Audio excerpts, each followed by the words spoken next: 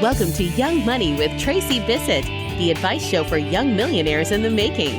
It's time for some $1 Million Straight Talk with Tracy, President and Chief Financial Fitness Trainer at Bissett Financial Fitness. Each week, Tracy's going to tell you what you need to know now at the beginning of your earning curve. Basic and advanced financial concepts made clear, healthy money habits and the missteps to avoid, and all the stuff that you can do to set yourself up for a future of fantastic financial freedom. Ready to lace up and start this week's financial fitness training? Let's do it, Tracy. Welcome to the Young Money Podcast. I'm really excited today. We have such a special guest, Lucinda Hartley from Neighbourlytics. Welcome to the show, Lucinda. Thanks for having me, Tracy. It's lovely to be here.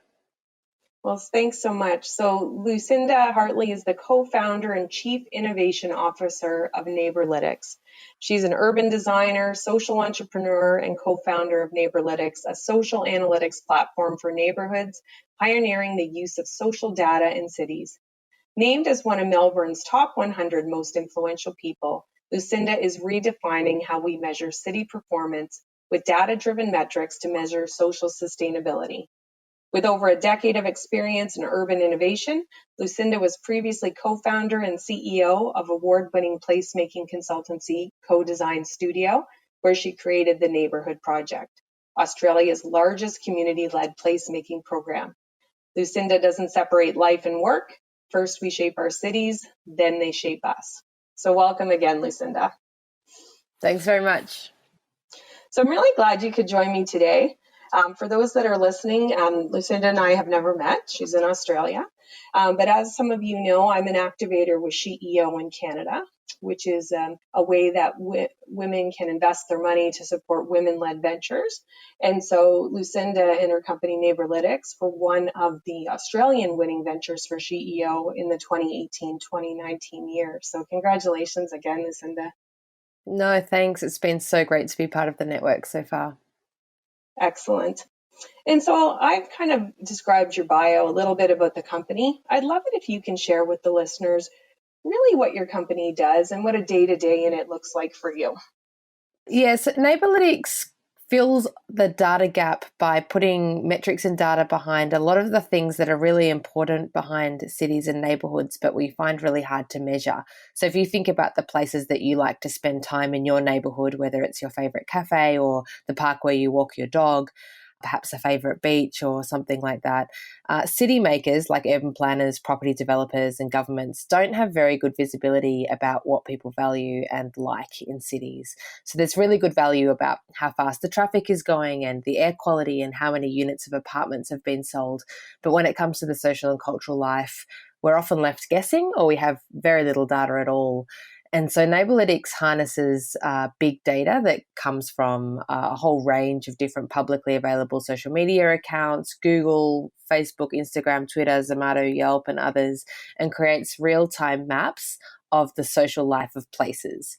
Now, this is a really valuable product for decision makers who are influencing decisions about cities, such as the property sector and government. And it also provides a really game-changing view about how neighbourhoods really work. So I guess as the innovation officer and co-founder in that business, I'm looking after how we create new products that go deeper to help decision makers really understand places. Well, that's pretty exciting. Were there any things that you've seen in the data that were kind of blew your mind when you saw them, things you would never have expected to see? Yeah, it's often that way, actually. And there may be not blowing my mind might be an exaggeration, but often just unexpected because we have you have a filter bubble about your life, I guess. Like I see the things in my neighborhood that are important to me, but I don't necessarily see the things that are important to my neighbor or others. And so when you understand all of those data points together, you often get a different view of what the priorities are. I mean, one example is that we've been working quite a lot to explore greenfield developments and new suburbs which have been built in the last 5 years. I know Canada has a lot of this type of development as well. Mm-hmm. on the fringe of the city. There's a lot of stereotypes about what's happening in these places, that they're dormitory suburbs, that people drive to the city to work and not much goes on there. But what we've found in the data is that these are really rich business precincts, that every second or third home is a home-based business, whether it's an Etsy store or a startup or a beauty salon that's running out of the garage. And these aren't, in fact, the dormitory suburbs that maybe people thought they were. They're actually really active precincts. And so for the property developers we've been working with, this is a really valuable data set that's helped them inform new decisions, because they were running parents groups and building community centres, and they're now running business meetups and building co-working spaces. So it's helped them to kind of facilitate better community outcomes based on this kind of information. Well, that's pretty cool. Yeah, when you put it like that, like it totally makes sense. And I know a lot of people run their businesses out of their homes and have had to go distances to get to those kinds of groups that you mentioned. So it's pretty neat how the data supports the way we should be shaping things and the services and amenities that should be available to people in their neighborhoods. Yeah. So as Chief Innovation Officer, what does your day-to-day look like? I look after everything to do with the business that's related to growth. So that covers marketing, business development, but also research and development, product development. I'm looking at our next horizon, I guess. I work closely with my co-founder, Jessica. She looks after everything about the business that's to do with operational efficiency, process, the production, the kind of factory side of the business, as I look after bringing in new projects, developing new projects. And once we're at a point where we're happy that the product is replicable, then it goes to her to kind of work out how we can reproduce it at scale in the most efficient way. Oh, that's pretty cool. So I imagine no 2 days look the same, and you've got lots of variety in your work. No, for me, it looks like a lot of time externally. My role's really external facing. So a lot of time at conferences with our customers, with other consultants who might be helping us with our product development and things like that. So a lot of talking, really, a lot of meetings. And part of the reason why you're here today. So that's great. Now, you've had such a successful career to date. And when you look back over the years, are there some key success factors or traits or themes that keep reemerging that you think have led to your success or been part of your success? I think I describe myself as someone who's never really fitted into the box of a normal workplace, I guess. And looking back, I think I would have been a really horrible employee because I was constantly thinking of new ways that we could do things and how we could do it better. And while those are valuable traits in an employee in general, I think I was probably pushing that too much at the time. It's like, why don't we do it this way? If I look back, it's really been that drive to, I guess, to solve problems that's driven a whole lot of career decisions. I think in the sector that I'm in, so I'm trained in urban design and my career is about shaping the cities that we live in. I'm not satisfied with the type of cities that we're building. And I'm still not satisfied with the type of cities that we're building. Given the level of investment that's going into them, I feel like we can do better. And I honestly believe that we can achieve the economic outcomes for the city with a better quality of life as well. And I guess that's led to, I had an early career with the United Nations. I then ran my own consultancy for a while before moving into data analytics as a different way of solving this challenge. But I think I've been really motivated personally by a desire to help influence change in the sector that I'm in through a range of different tools. But my kind of personal takeaways from that is that all of those things are a lot of hard work, that perhaps an idea is maybe 10% of it and 90% of it is effort, particularly if you're in a space where you're trying to create different types of business models or different types of products and services, which I typically have been in. You've got a big uphill battle there because you're not just 10% better than your competitor, you're actually a completely new product. So that's a lot of talking, a lot of convincing people, but we've been really fortunate to have, both in the previous business and with this one, really rapid uptake and scale, because I think there is a desire across the board for better and more efficient tools for doing our jobs better. Just to recap what I've heard, that big drive to solve problems, really being focused on being the influencer of change, no matter what role you were in or what area, using different tools, definitely hard work. And I would say I'm also hearing like having that confidence and conviction to knowing that what you're trying to implement is really a good thing. And you know that if more people learn about it, it's going to catch on. So having the passion, but also the confidence and conviction to kind of back it up. Yeah, that's right. And in some ways, I think we can think about change a lot, but it's much easier to create change once you've started. It's like you can't steer a car that's parked. You have to actually be driving before you can start to sort of steer the direction. And I've certainly taken the mindset that it's worth getting going with an idea or a business concept, even if it's really small, because it's actually going to be easier to pivot and grow and change that as you experiment with it, as if you try and do it abstractly. You'll never really work it out. Well, I think those are all really positive things and things that listeners can implement immediately. And I love that analogy to you can't steer the car when it's parked. And so even if people who are listening are thinking, I'm in a job and I may like to start a business, get started with something small, try it out, see if it's going to work, to play with it a little bit, as you say, because you can certainly pivot and grow from there. So I think that's fantastic. Yeah, you can be one of the home-based businesses that we pick up in our data. Yeah, absolutely. Hello, Young Money listeners. You know that I love to talk about cash flow on the show. This episode of Young Money, featuring a fantastic entrepreneur, is sponsored by the masterclass, Can I Afford It? How to be certain of what you can and can't afford in your business in 5 minutes or less every time. This training has been specifically designed for entrepreneurs with sales in the 6 to 7 figure range to provide the 5 steps to cash flow clarity. If you are an entrepreneur with sales at these levels and want to make powerful money decisions, you do not want to miss this important masterclass. Head over to visitfinancialfitness.com/afford to register now. Stop asking yourself the question, can I afford it?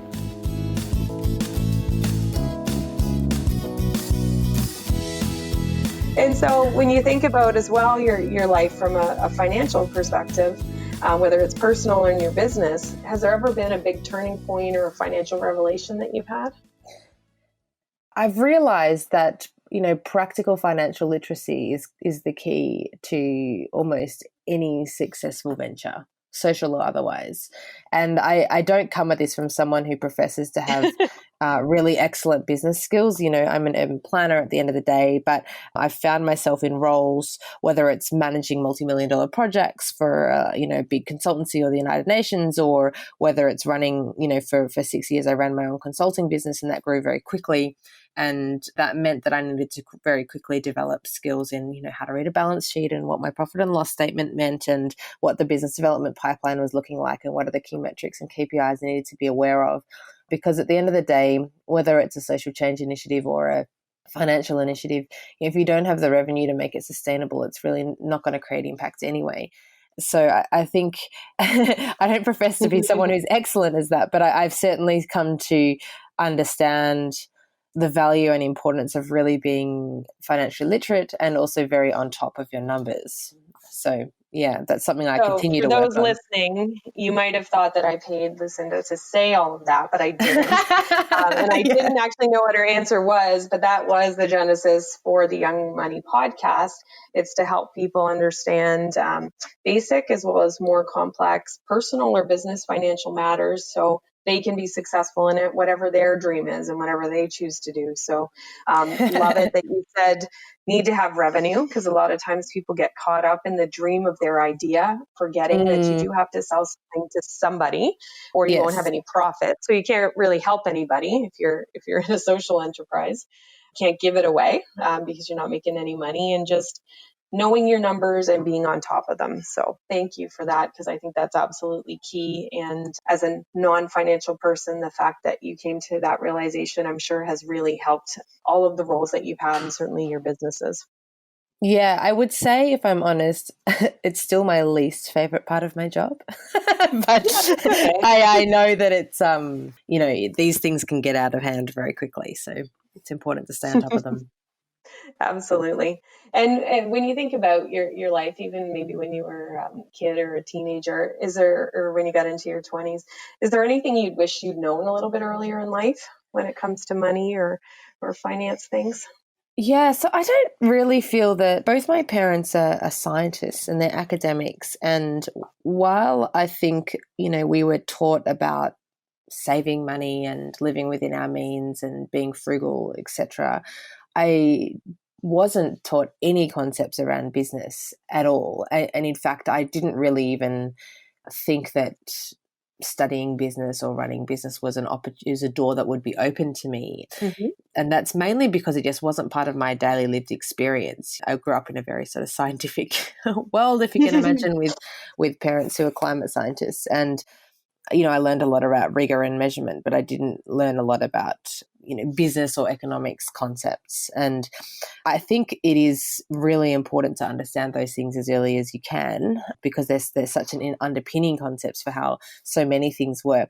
But not necessarily because of that. There's many, many different factors. But I would say that I think I'm naturally very entrepreneurial, but I didn't actually start my first business for maybe a decade out of university. So, maybe 6 or 7 years out, which is, in some contexts, still fairly young. I think I was 27 when I started my first business. But if I think about my personality, I think I wasn't someone who was like running businesses at university or at high school and things like that. And in some ways, I think the environments that I grew up in didn't really encourage me that way. And so it took me a little while to realize that all my ideas and entrepreneurial energy could be harnessed and have the courage to kind of, step out and try it. Well, that's great. And I really appreciate the candor with which you're sharing all of that, because anybody who's listening, they may be thinking, I have those kinds of ideas. I've got that kind of energy, and maybe I should be thinking about that as something in my life, whether it's kind of on the side while I get started or I do start out full time like that. My upbringing was quite a bit different from yours in that in my household, my mom was home most of the time, but my dad was a banker. So we knew lots about financial things. And then I'm not sure if you have it in Australia, but we have something called Junior Achievement in Canada. And they have a program you can be participating in high school where you actually, as a group of high school students, create a company and you actually make something, a product or a service, and you go and sell it. And I did that for many years. So I've just started my entrepreneurial journey a couple of years ago, but I had all those intentions and all those practices younger. And then I kind of had the corporate route for about 20 years. So interesting how everybody's path kind of unfolds. Yeah.